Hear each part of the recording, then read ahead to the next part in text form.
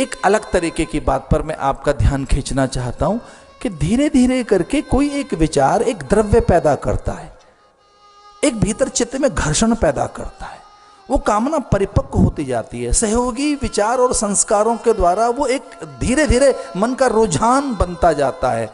कुछ करते सुनकर कुछ धीरे धीरे अभ्यास बनता जाता है। मन का जो रुझान बना वो स्वभाव बनता चला गया, प्रकृति बनती चली गई। एक निरंतर का कोई अभ्यास, फिर वो एक अध्यास बन गया, फिर वो एक आदत बन गई, फिर धीरे फिर वही बन गए हम, धीरे से वही बन गए हम।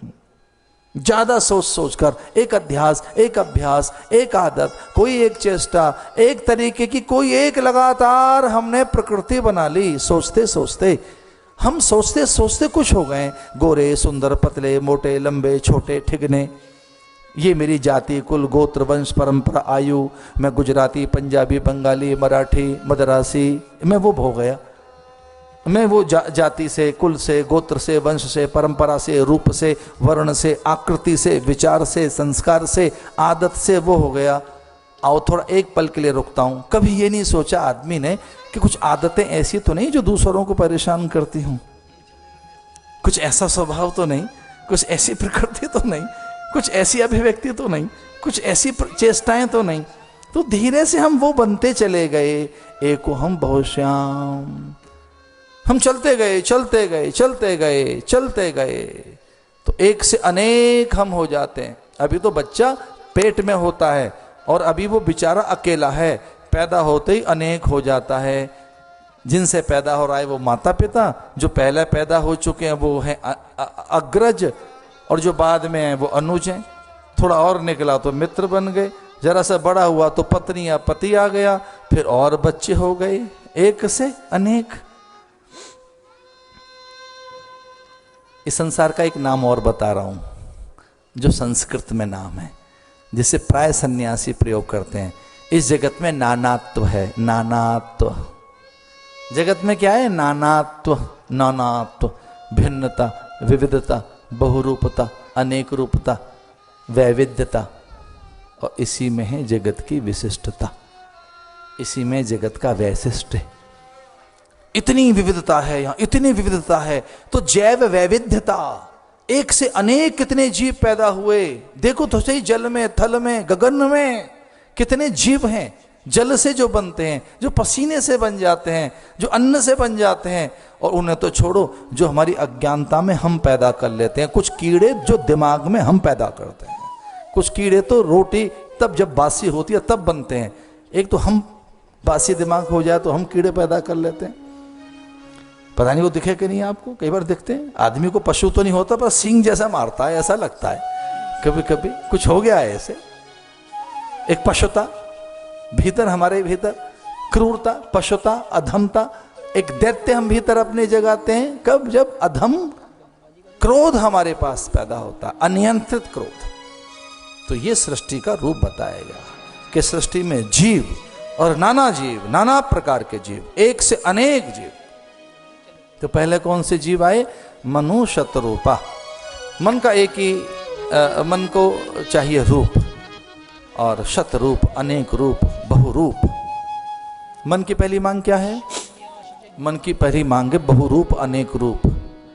एक रूप नहीं, अनेक रूप। इसलिए एक ही प्रकार के कपड़े नहीं पहनते आप, अनेक रंग रूप के कपड़े, अनेक प्रकार के व्यंजन, पकवान, मिष्ठान।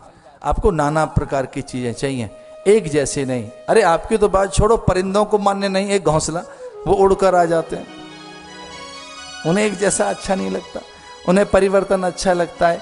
तो जगत का एक सच है, उसका नाम है परिवर्तन। तो परिवर्तन, रूप में परिवर्तन, शत शत रूप। तो शत शत रूपों को धारण करने वाली शतरूपा और मनु के संयोग से संतान पैदा हुई, मानवी, मैथुनी। उसमें मन की प्रधानता रही। हम मनुष्य क्यों कहलाते हैं? क्योंकि हम मन की उपज हैं। हम मनुष्य क्यों कहलाते हैं? हम मनुष्य इसलिए कहलाते हैं, हम मन की उपज हैं। माता पिता के मन में कोई विचार आया और वो विचार साकार हुआ, हम हो गए। हम मन की उपज हैं, इसलिए हम में मन की प्रधानता भी है। हम में मन की प्रधानता है। मनुष्य में चित्त की प्रधानता या मन की प्रधानता है। मन की प्रधानता है। मन इंद्रियों के माध्यम से और हमको नियंत्रित करता रहता है। हम में मन की प्रधानता है और ये मन की प्रधानता ही हमें बंधन और मोक्ष की ओर लेकर जाती है। मनुस्मृति में कहा है, मन है मनुष्याणाम कारणम बंध मोक्षयो। मन ही मनुष्य के बंधन और मोक्ष का कारण है, मन। इसलिए हम मन की उपज है। हम किसकी उपज है? मन की उपज है। बस इतना ध्यान रखना है, हम मन से पैदा हुए हैं। माता पिता के मन में कोई विचार आया, हम बन गए, और हम भी अपने मन से चल रहे हैं। मन से मैं जब बहुत छोटा था, बचपन में, तो एक बात मैंने सुनी जो कुछ मुझे अच्छी नहीं लगी। तो उस समय तो मैंने विरोध नहीं किया था, क्योंकि मैं काफ़ी छोटा था और मेरी विरोध करने की सामर्थ्य भी नहीं थी, पर अच्छी नहीं लगी थी। फिर बाद में मुझे लगा कि मुझे उसका विरोध तो करना चाहिए।